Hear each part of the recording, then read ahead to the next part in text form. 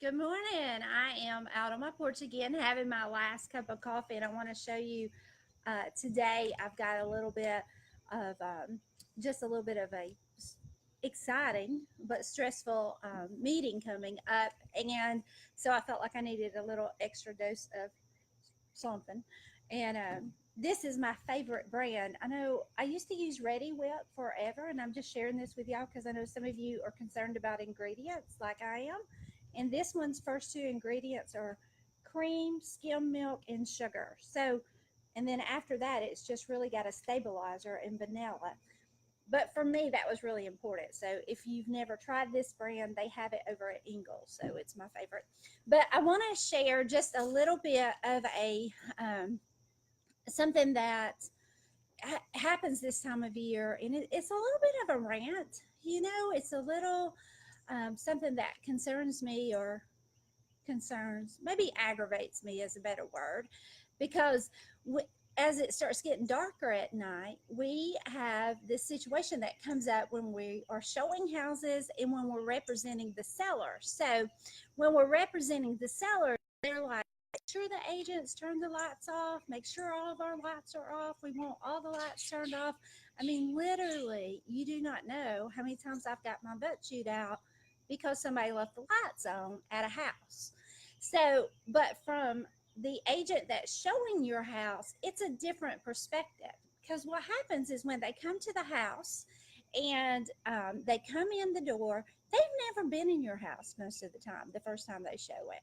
They don't know where the light switches are. They don't know that the third light switch on the right is the one that actually works the kitchen, and the one that works the living room is on the other side of the foyer.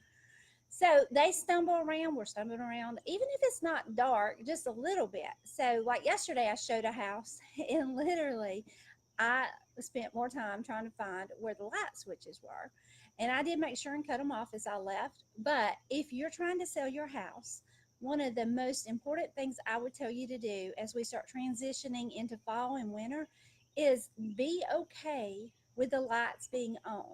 Now, I know you have to pay that electric bill and all that kind of good stuff. But if you're trying to sell your house, what you will get out of the amount it costs you to leave the lights on is huge.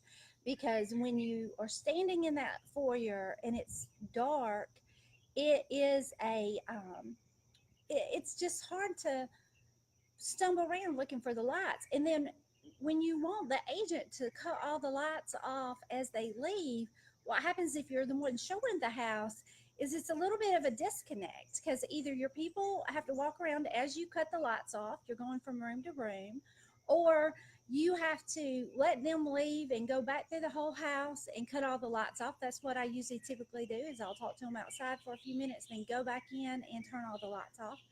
But it it kind of makes it causes the agent that's actually showing your house to be focused on a task versus focused on showing your house in the best possible light, talking about the features, talking about the windows and all that kind of things.